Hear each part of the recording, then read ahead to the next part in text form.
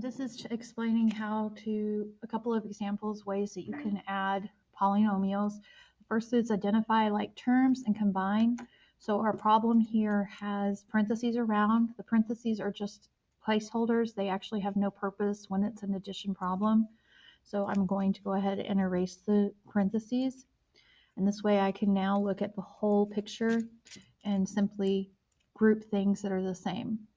So first of all, I want to identify what's my highest power, and that is the x to the 7th.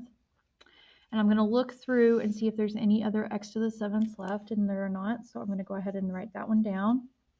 And then I'm going to slice it out so that I don't accidentally use it twice. The next step is to find the next highest power, which in this case is x to the 4th. And I'm going to simply make a triangle around it so it's a little different.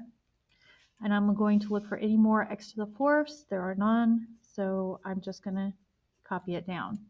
And we continue this process until we have eliminated all the different possibilities. So the next furthest down is x to the 3rd. We'll use swigglies under those. And this time I have two of them, so I'm going to combine those two. So 10 plus negative 3 is positive 7, so 7 x to the 3rd. Again, slash them out so we don't reuse them. Next highest number is x to the squared, and I see 1, 2 of these, and then 9 minus 9 gives me 0, so I can simply cross those up. They don't have to be written down because 0 is 0. And then finally we have our numerics, and those are our constants. So 4 plus 10, which just gives me 14. And I cross those out. So I have done all of the different pieces. It is very important that you double check to make sure you've got everything, because you may have a leftover number that you didn't have to combine with something, and that was still part of the answer. It is important that we combine in power order, because that way everything is in standard form when we're finished. Do not forget to write down negatives or surround the minus sign when you're doing pulling your numbers. So negative 2x to the 7th becomes minus 2x to the 7th becomes negative 2 when you're writing it down.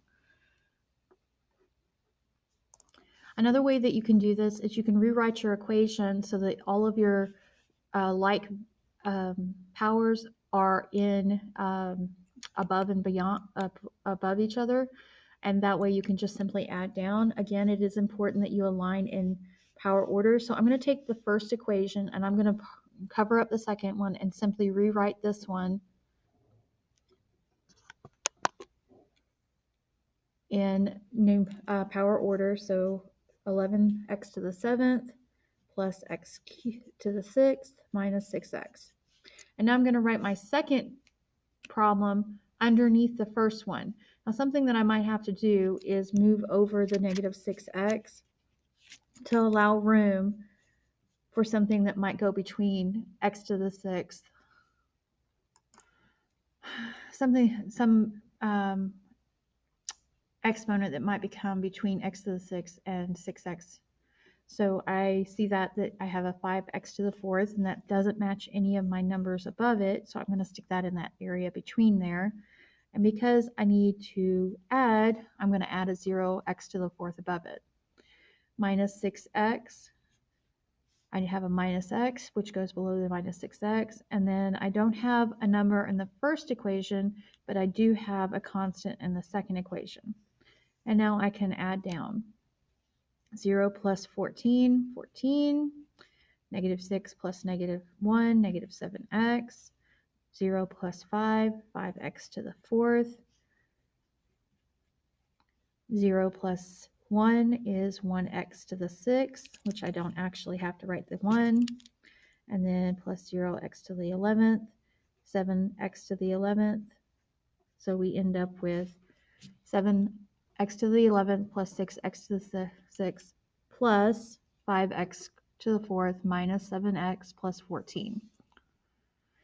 So that's two different ways. Sometimes doing it this way, you must give yourself space between any especially when you have big gaps between your x cubes or when you have a lot of numbers, but it basically gives you a way to keep everything in a very organized manner. Okay.